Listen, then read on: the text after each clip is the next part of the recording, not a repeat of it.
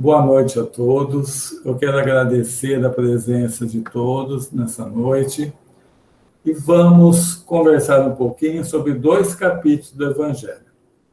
O 13º chama-se Caracteres dos Milagres e o 15º, Os Milagres do Evangelho. Se durante a apresentação, vou até deixar o chat aberto, se durante a apresentação vocês tiverem alguma dúvida, é só colocar ali no chat. Não tem problema nenhum. Os milagres. No dicionário, a palavra milagre apresenta dois significados. Acontecimento admirável e espantoso. Então, baseado nisso, há muitos milagres na natureza, entre as pessoas, de nós olharmos uma situação e acharmos maravilhosa, bonita, um pôr do sol, um mar, uma floresta, uma criança. Então, sob esse aspecto, é verdadeiro mesmo, e existe esse milagre do espantoso, do bonito, do maravilhoso. E tem um outro aspecto que nós vamos discorrer sobre ele, que é o fato ou acontecimento não comum e com uma característica muito importante, inexplicável pelas leis naturais. Então, de todos é conhecido esta palavra milagre por esse segundo significado. Fato ou acontecimento não comum, inexplicável pelas leis naturais. No pensamento das massas, um milagre implica a ideia de um fato sobrenatural. Toda vez que alguém fala em milagre, é que aquilo está fora da lei de Deus, por isso chama-se sobrenatural. Então, toda vez que as pessoas citam milagre, em qualquer situação, ela está falando isso. Olha, isso não está de acordo com a lei de Deus. No sentido teológico, ou seja, como as igrejas acreditam no milagre, elas colocam como uma derrogação das leis da natureza pelas quais Deus manifesta o seu poder. É importante nós lembrarmos que na Igreja Católica, para colocar uma pessoa como santo, tem que se provar que alguém que pediu alguma coisa para ela fez algum milagre. Isso é muito complicado. Tem um texto do Humberto de Campos, num dos seus livros, que ele relata que um bispo inquisitor, se não me engano, era na Espanha, quando ele morreu, transformaram num santo. Só que no plano espiritual, a consciência dele mostrou os seus erros, mas quando alguém pediu alguma coisa em nome dele, obteve, surgiu daí o milagre, e ele começou a receber diariamente pedidos de ajuda, e ele sabia que ele não tinha pureza nenhuma, que ele não tinha nem luz nenhuma. Cada vez que uma pessoa pedia uma ajuda para ele, aquilo como que queimava nele. Porque a pessoa, sabendo que ela não era daquela forma que as outras pessoas pensavam que fosse. Então, o que ele teve que fazer? Ele pediu para reencarnar como escravo aqui no Brasil, para ficar longe daquilo ali. Então, até esse tipo de situação pode gerar. À medida que a ciência revelou novas leis, o círculo dos milagres foi restringido. Por quê? Porque é a ignorância das leis naturais. Então, a partir do momento em que a ciência foi descobrindo por que os fatos se davam, tanto na área da saúde como em qualquer outro tipo de área, foram desvendando a natureza ou a naturalidade daqueles fenômenos que antes eram considerados milagres. Então, com a ciência, os milagres do lado material sumiram todos, porque a ciência foi explicando cada caso, como ocorreu, como ocorre. Então, ela tirou do círculo dos milagres a parte material.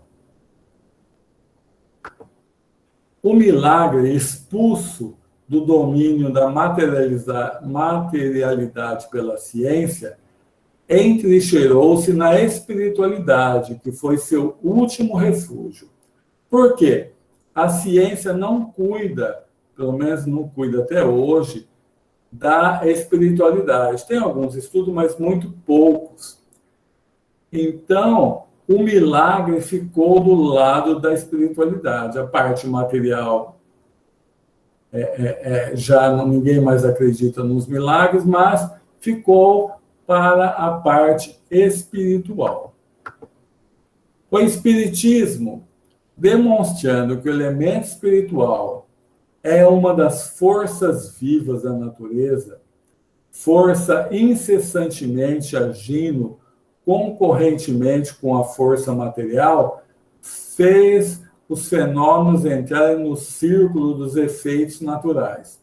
Então, essa parte sobrenatural não existe como fora da lei de Deus, e sim pela ignorância, pelo desconhecimento desse mundo espiritual, da ação dos espíritos na matéria, da ação dos espíritos perante os encarnados, que as pessoas ainda não conhecem.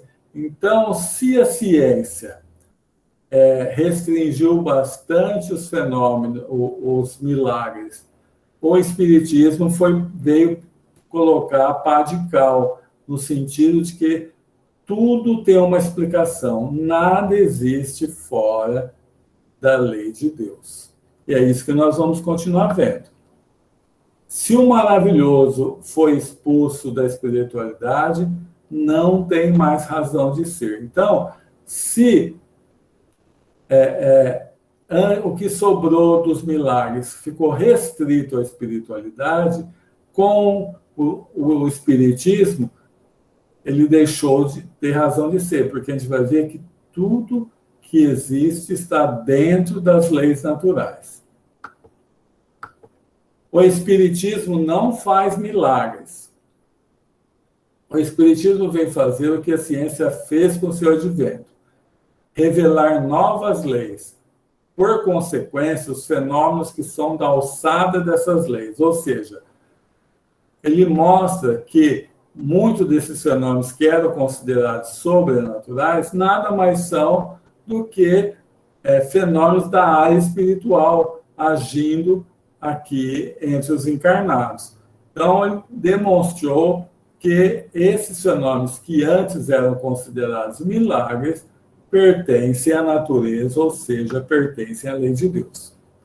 Esses fenômenos prendem-se à existência dos espíritos e a sua intervenção no mundo material. Ora, aí está, disse o que é o sobrenatural. Então, é o que nós acabamos de explicar. O que se achava que era sobrenatural, nada mais é que a ação dos espíritos no mundo material, no mundo dos encarnados. Deus faz milagres? Então, isso aí é muito importante. Reflita um pouquinho. Deus faz milagres? Então, Kardec começa falando o seguinte: nada sendo impossível a Deus, sem dúvida, ele pode fazer, e os faz. Então, ele falou, Deus é onipotente, ele tudo pode, mas será que ele faz? Então, ele continua falando, ele derroga as leis que ele mesmo estabeleceu, por que faria milagres? Então, baseado no que estava na parte das igrejas lá, né? Para testar o seu poder, disse. Mas o poder de Deus não se manifesta de maneira mais impressionante pelo conjunto glorioso das obras da criação? Então, quando a igreja fala que o milagre de Deus é para manifestar o seu poder, nossa, mas é só nós olharmos para o universo, no macrocosmo, o nosso corpo no microcosmo, a perfeição da obra de Deus. Não há milagre maior que esse. Então, por que que Deus iria ter essa necessidade? É colocar até sentimentos nossos em Deus, não é? Então, Kardec, ele fala assim, não é impossível Deus fazer um milagre, mas pela lógica, nós vamos ver que ele não fará nunca. Por quê? Porque as suas leis são perfeitas. Por que que ele vai derrogar alguma lei? Então, o milagre nada mais é que a ignorância das leis naturais. A partir do momento que nós vamos descobrindo as leis naturais, o milagre perde a razão de ser. A questão dos milagres não é da alçada do espiritismo, mas como Deus nada faz de inútil, emite essa opinião que, então, Kardec vem colocar. Os milagres, não sendo necessários à glorificação de Deus, nada no universo desvia-se das leis gerais. Deus não faz milagres, porque, sendo as suas leis perfeitas, não tem necessidade de revogá-las. É o que nós acabamos de falar. Agora nós vamos começar a ver os milagres do Evangelho. Os atos narrados no Evangelho pertencem, na maioria, à ordem dos fenômenos psíquicos, aqueles que têm por causa, primeiro, as faculdades e atributos da alma. O princípio dos fenômenos psíquicos repousa sobre as propriedades do fluido espiritual durante a vida e depois da morte. Então, muitos dos fenômenos psíquicos, no tocante à mediunidade, no tocante à obsessão, no tocante ao transporte de um objeto via mediunidade, tudo está dentro do fluido perispiritual, o trabalho que os espíritos e os encarnados também agem dentro das coisas. Então, nós estamos falando dos milagres do Evangelho. A superioridade de Jesus sobre os homens não se prendia às particularidades de seu corpo, mas a de seu espírito, que dominava a matéria de maneira absoluta, e a de seu perispírito, inserido na parte mais quintessenciada, ou seja, etérea, dos fluidos terrestres. Então, o que Kardec está falando? A questão de Jesus não é o corpo, é o espírito que estava ali, um espírito Cristo, não só puro, mas Cristo. Então, o potencial magnético, o potencial de energia de Jesus era incomensurável. Não dá para a gente nem medir. E o seu perispírito, ele teve que pegar o perispírito do fluido cósmico universal da Terra, porque o espírito tem que fazer assim, quando ele chega no mundo, ele tem que colocar, ele fica com o seu perispírito, seu corpo espiritual, do fluido cósmico universal daquela Terra, mas cada espírito vai pegar uma parte mais etérea ou mais grosseira, mais pesada, de acordo com o seu progresso, de acordo com sua evolução. No caso de Jesus, ele pegou a mais elevada de todos, ou seja, a mais quintessenciada, a mais etérea. E ele tinha todas as faculdades mediúnicas a mil. Por quê? Porque é um espírito puro, além de puro Cristo. Então, tudo que passava, lia pensamento, nós vamos ver daqui a pouco, total dupla vista, a parte de cura, de magnetismo, era muitíssimo forte em Jesus. Devia dar-lhe uma dupla vista, não somente permanente, mas de uma penetração excepcional, ou seja, não vamos ver depois algum... Jesus estava aqui, ele sabia que estava se passando longe, ele tinha a certeza de tudo que estava acontecendo naquele momento. ele lia os pensamentos, muitas vezes nas passagens do Evangelho, a pessoa pensava e ele já respondia. Ó. Então, ele lia, captava o pensamento de todos. Então, ele tinha todas as faculdades mediúnicas conhecidas e até algumas que nós não conhecemos ainda. A qualidade dos fluidos de Jesus dava-lhe uma imensa força magnética, secundada pelo desejo incessante de fazer o bem. Então, juntava em Jesus essa força magnética, mas a sua infinita vontade de fazer o bem, sempre procurando levar o bem para quem precisava. E isso, então, vai potencializar todos os atos de ajuda de Jesus. Nas curas que ele operava, agia como médium. O que vocês acham? Será que Jesus, quando ia colocar as mãos para curar, quando ele fazia qualquer tipo de ato mediúnico, ele agia como médium? Então, Kardec, de uma forma muito precisa, coloca: o Cristo não tinha necessidade de assistência, agia por si mesmo. Então, qual o espírito que ia querer, de alguma forma, influenciar o pensamento de Jesus? Não tinha como.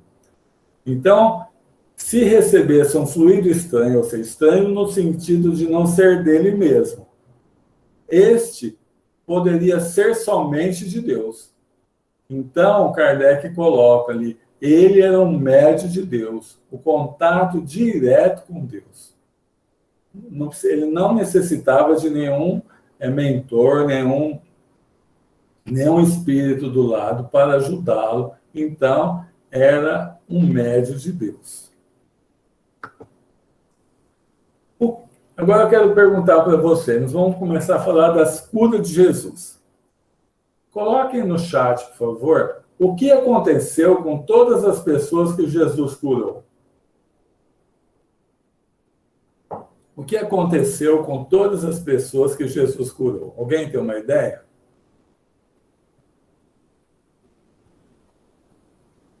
Com todas, não tem exceção. Vou esperar mais uns 10 segundinhos só. Tem uma mãozinha aí. Pode falar, Valéria. Se não for a Valéria, pode falar. Aí eu apertei errado, Edson. Desculpa, Valéria. A Eleusa falou assim, começar a acreditar nele. Não todos, viu, Eleusa? Tem uns que ele curou 12 ou 10 leprosos, só um voltou depois para agradecer. O que aconteceu, na verdade, com todas as pessoas que Jesus curou, que todas morreram. Então, Jesus curou, mas a morte chegou a todos, inclusive a Lázaro, que, depois nós vamos explicar melhor isso, ficou constando para muita gente que Jesus promoveu a ressurreição, a volta à vida de alguém morto, mas depois Lázaro morreu. Então, é importante nós estamos falando isso, e eu vou dar continuidade, para a gente perceber o que Jesus realmente queria curar. Será que era o corpo? Porque o corpo, apesar de Jesus ter curado, passou algum tempo e eles morreram. Será que é isso? O comum da fala de Jesus no fenômeno da cura era: a vossa fé vos salvou. Olha que importante. Jesus não fala assim, a vossa fé vos curou. Não. Pode pegar no Evangelho. Eu tirei isso até de uma palestra do Haroldo Dutra. Ele falava assim, o comum das falas de Jesus era assim: a vossa fé vos salvou. Então, ele está tratando de quê? Da alma, e não do corpo. Ele não falou, eu te curei, em nenhum momento. Não tem nenhuma uma fala de Jesus que fala, eu te curei, não. Mas ele vai falar, a vossa fé vos salvou. Então, a mudança do espírito, a mudança da alma que propiciou a. Qual o melhor verbo? Curar-se ou salvar-se? Então, como eu falei, se uma pessoa é curada, mas ela não muda de forma nenhuma, o que vai acontecer? A doença vai voltar nessa ou noutra vida. Então, nós vamos ver daqui a pouco essa questão do salvar-se. Mas é muito importante a gente pensar nisso. O que é a doença, o que é o doente, o que é a cura. Joana de Ângeles, num dos seus livros, que eu não lembro agora o nome, fala o seguinte: não existe doença. Olha o que ela fala, hein? A Seixonoye falava isso, minha mãe falava, eu achava que minha mãe estava errada. Minha mãe não, né? A Seixonoye. Mas depois eu fui ler Joana de Ângeles, ela fala a mesma coisa: não existe doença. O que existe são pessoas doentes. Então, se a pessoa não melhorar, aquela doença é um aviso. Se ela não melhorar, curou aquela, volta novamente naquele órgão em outro. Então, é importante nós pensarmos nisso. E o que importa é nós melhorarmos a nossa alma. E isso que Jesus falava quando ele falou: a vossa fé vos salvou. Jesus visava a cura da alma, das almas, e não dos corpos. É muito importante isso.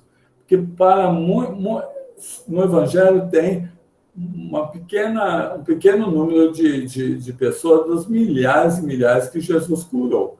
Mas, para muitos, em muitos casos, Jesus não curou.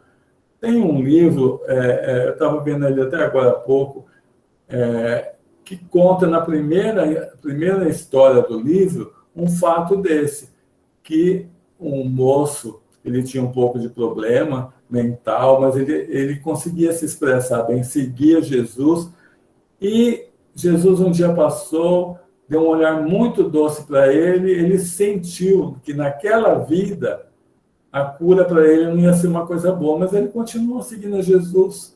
Então é muito importante isso. A alma curada cura o corpo, ainda que demore um pouco. Jesus é o médico das almas.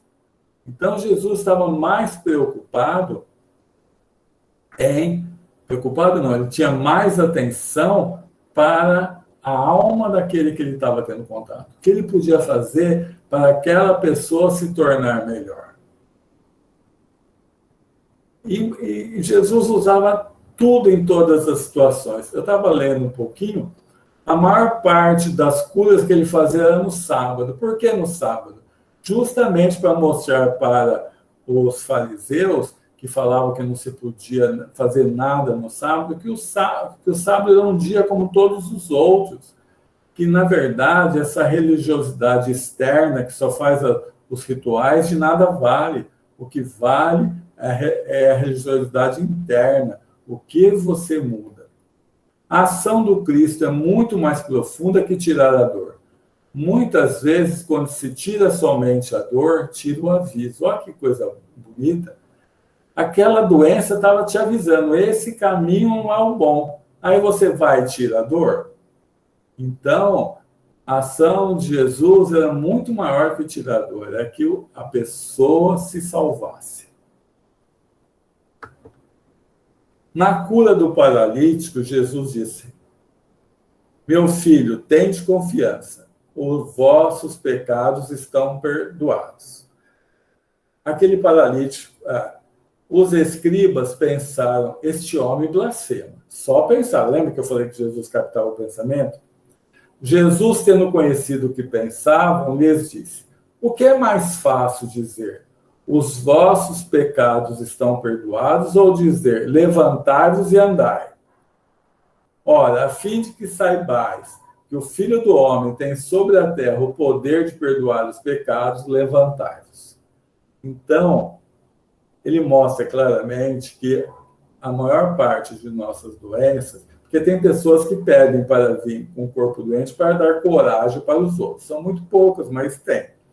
Mas a maior parte das doenças, ou são um aviso, ou nós estamos reparando alguma coisa que fizeram nessa vida ou em outra.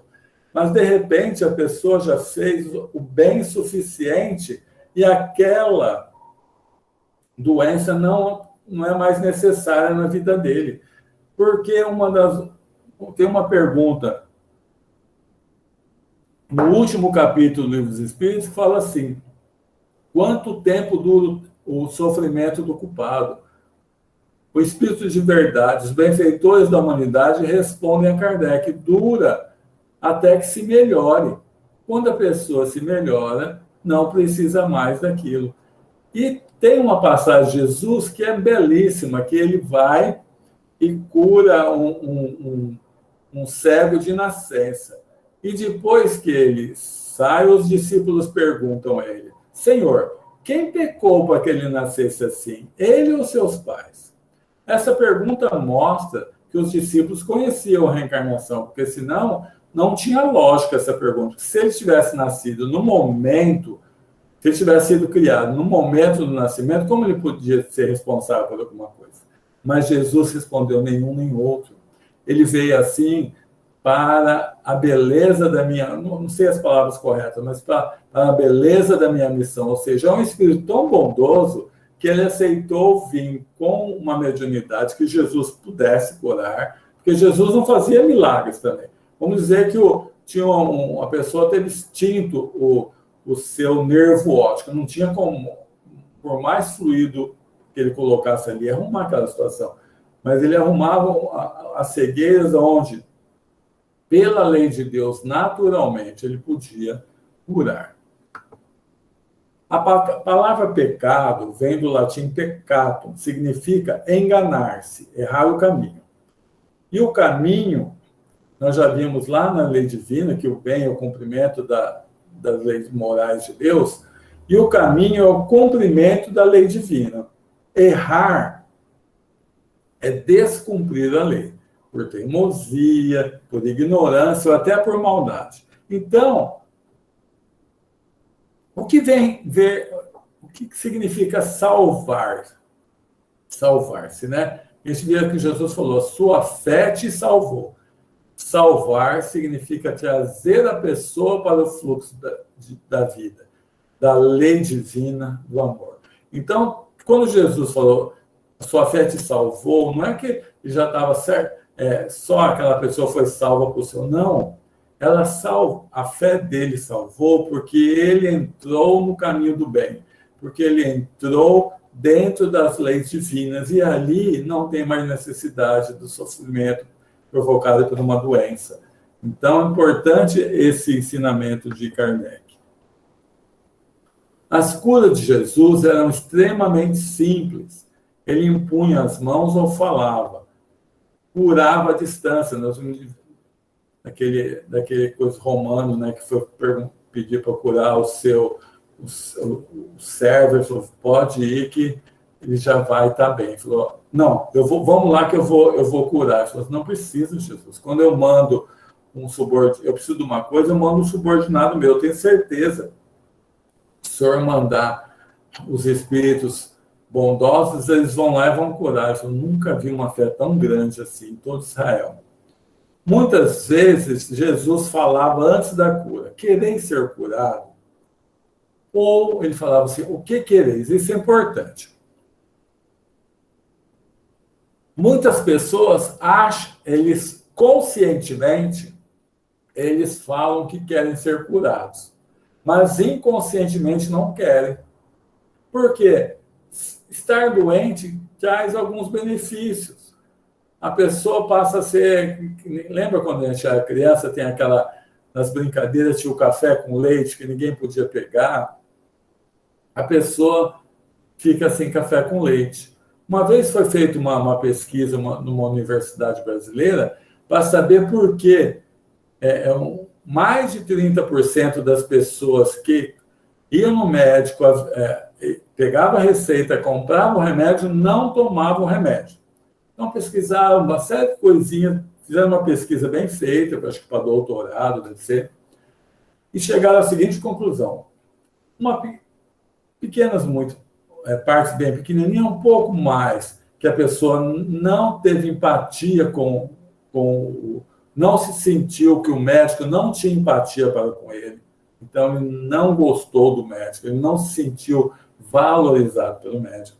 Mas a maior parte falava que queria se curar, mas, na verdade, lá no íntimo, no inconsciente, não queria. Então, Jesus sempre falava, se quer ser curado, ou o que queres? Que eu ande, então anda.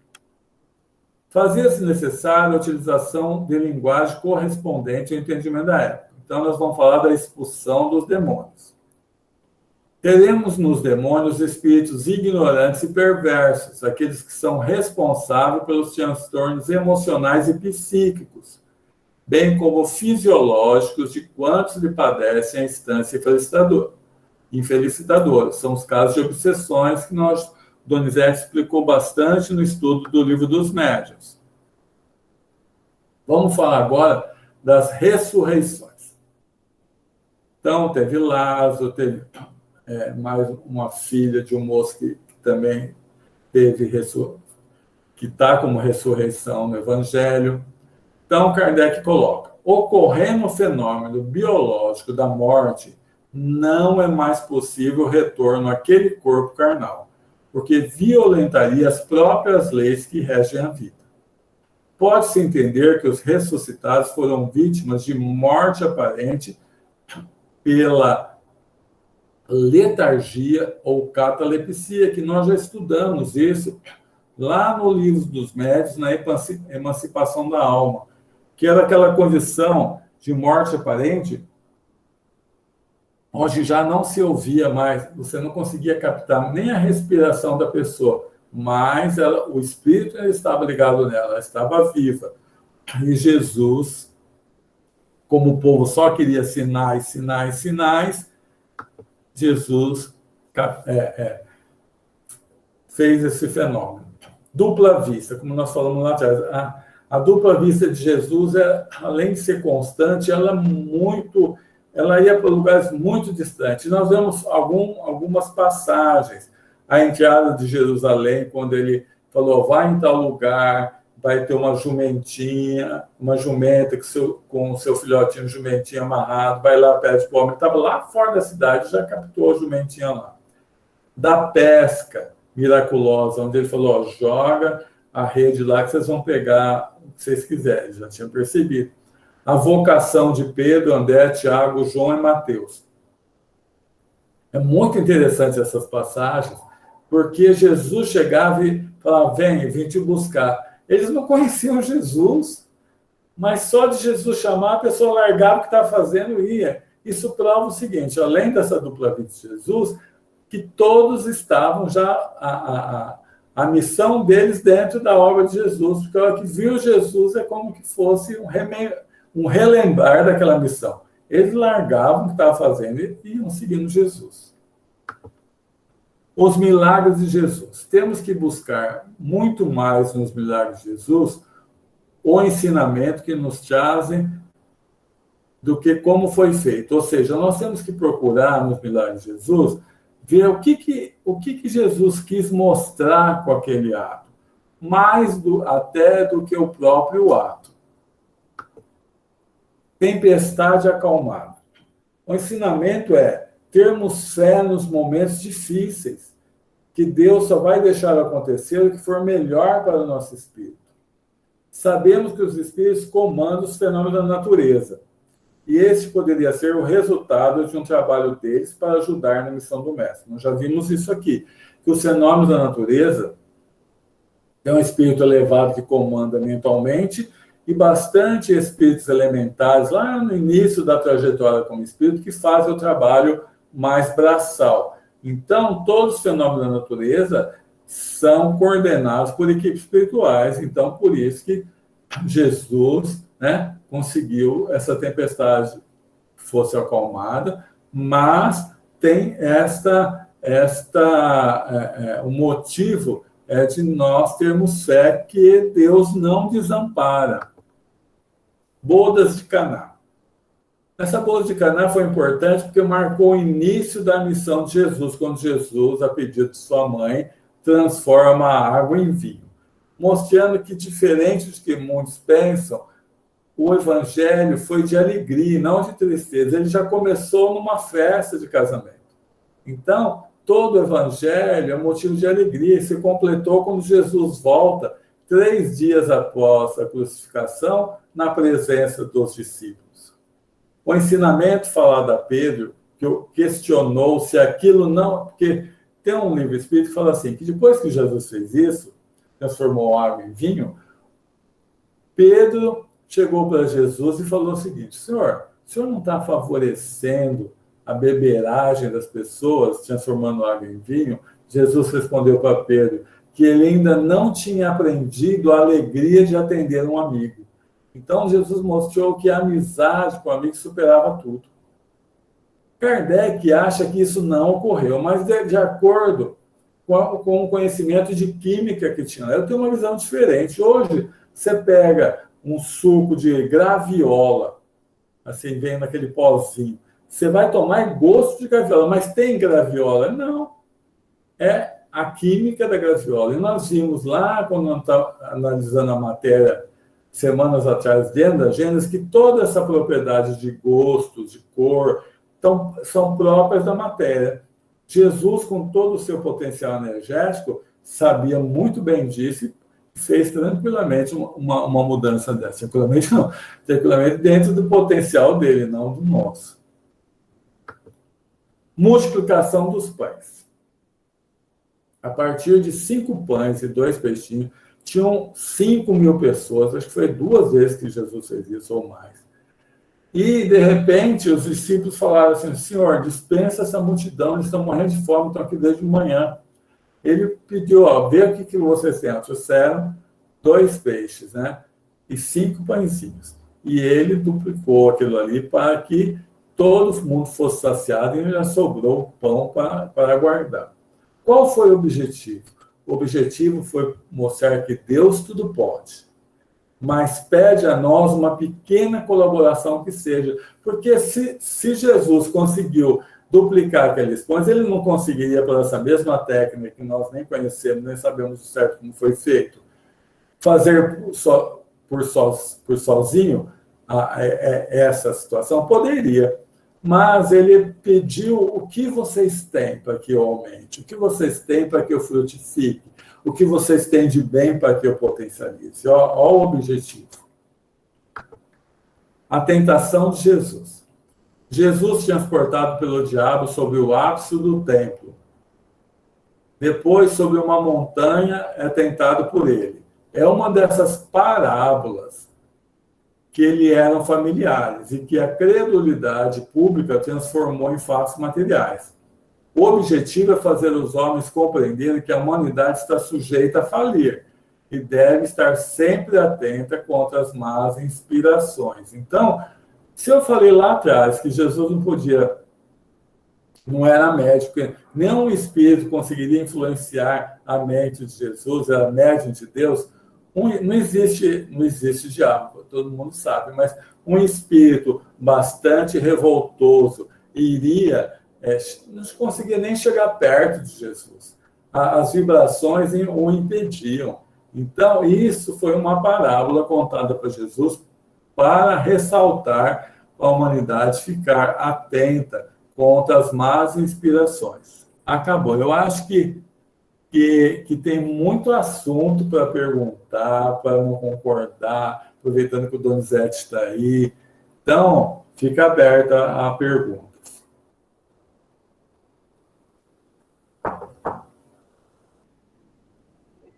Será que nós poderíamos pensar que, quando Jesus dizia assim, a tua fé te salvou,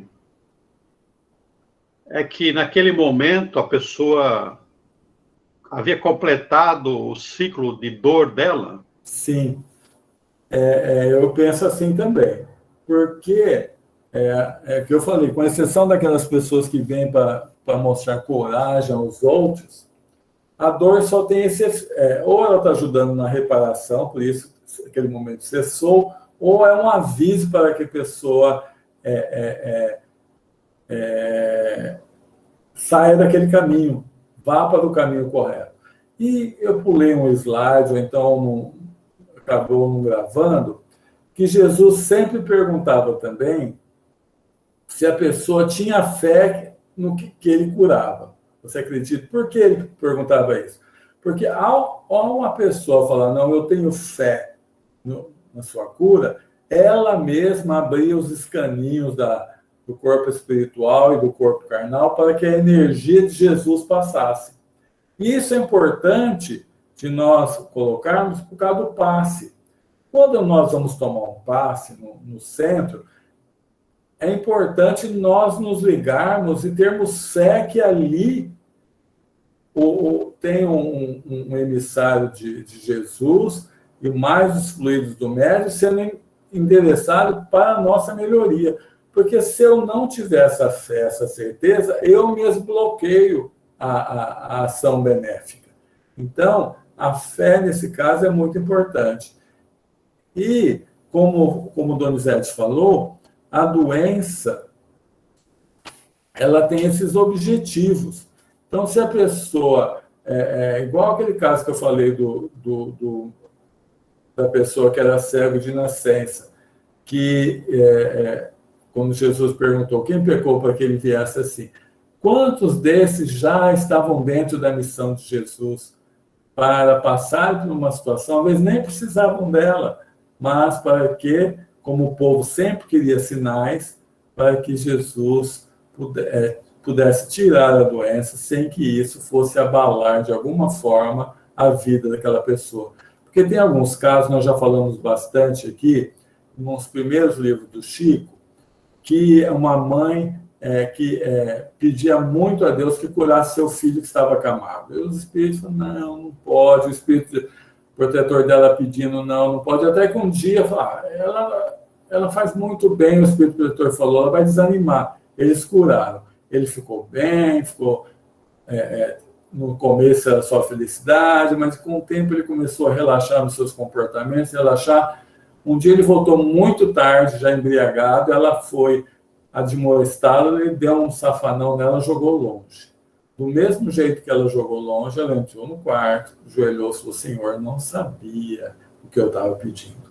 A doença para ele é uma ajuda para que segure as suas más tendências. Eu peço ao Senhor para que novamente volte essa doença para ele.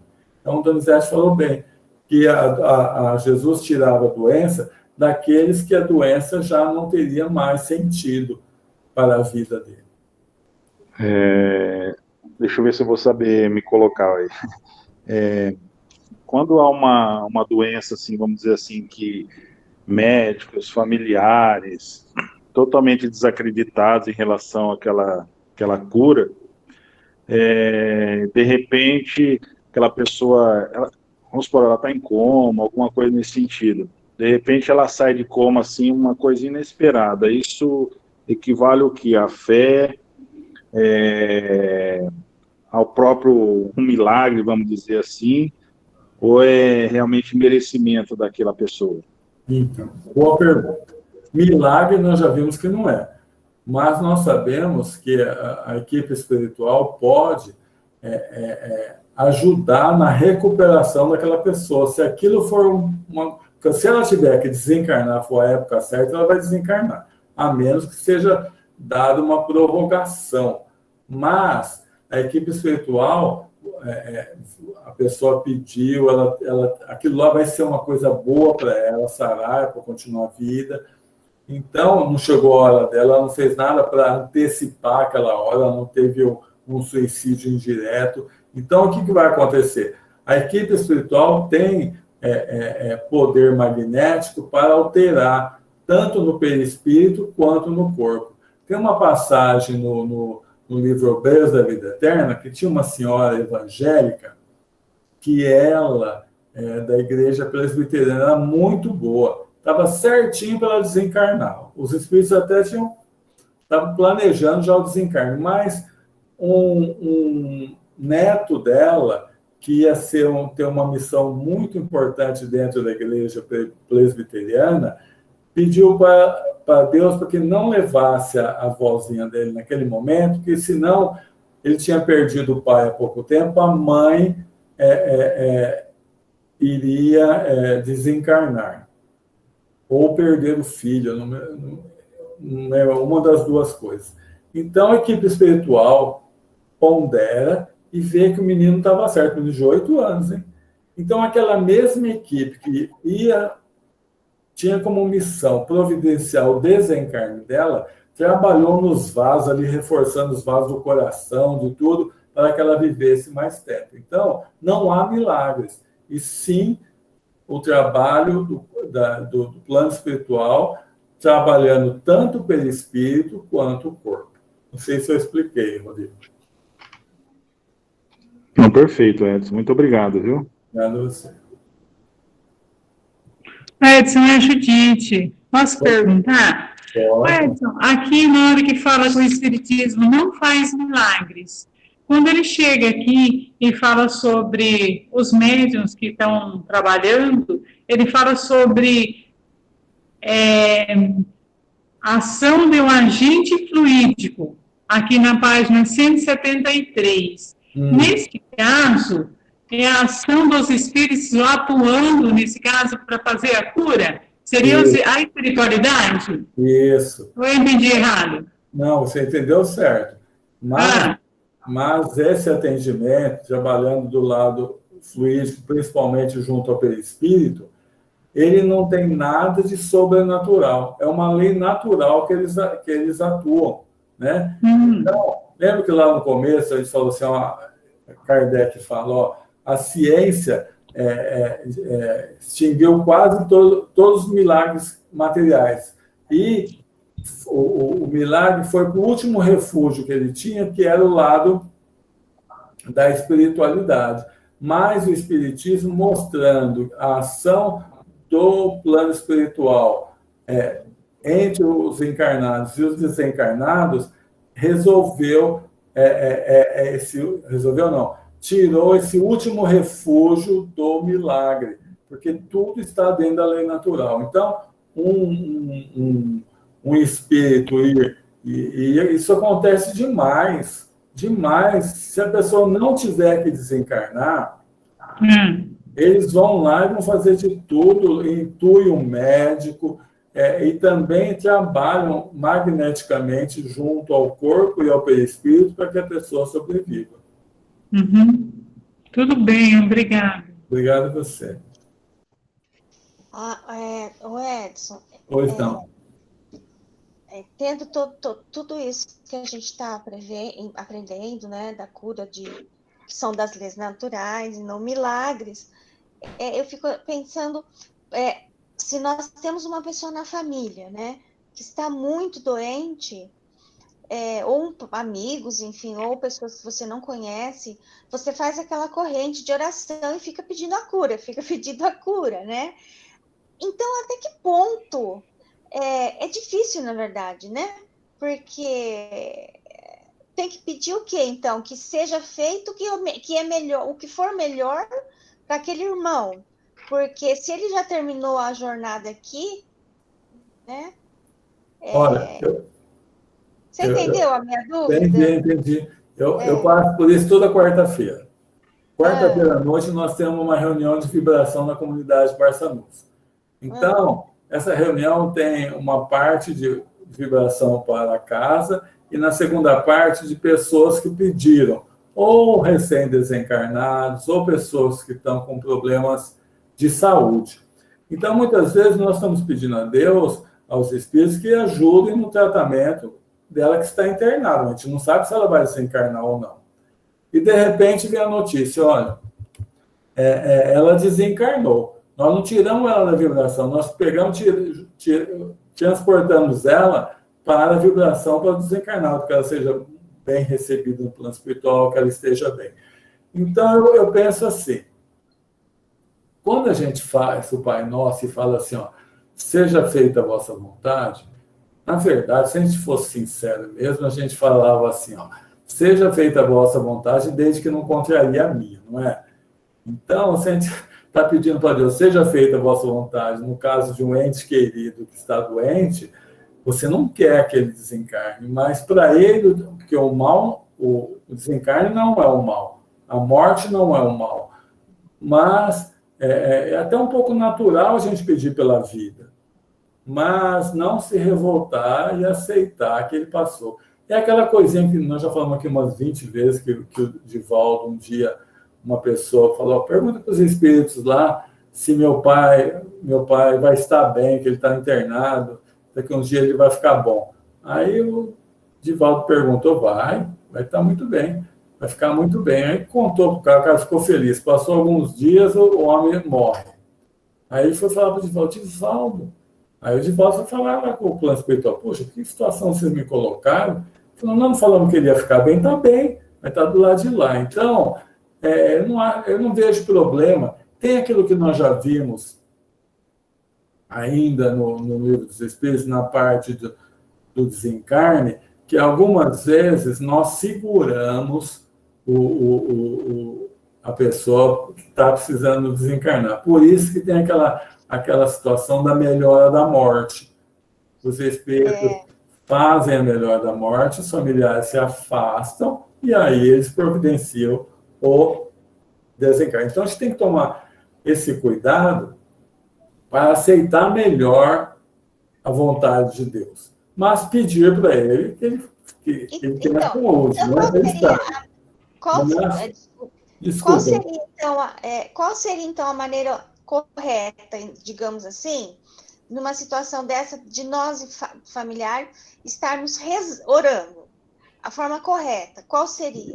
Eu não saberia dizer, mas eu vou até passar para o Donizete, mas eu acho que é pedir pela saúde mesmo, né? Mas se chegou a hora dele, pedir que a equipe espiritual tome conta dele para que ele faça a passagem para o plano espiritual da melhor forma possível. Então, se entregar mais à vontade de Deus, né? Pedir que ele fique bem, mas falar assim, é difícil a gente fazer isso, mas é importante, Senhor, se chegou o momento dele, que eu não me revolte, que eu aceite essa situação.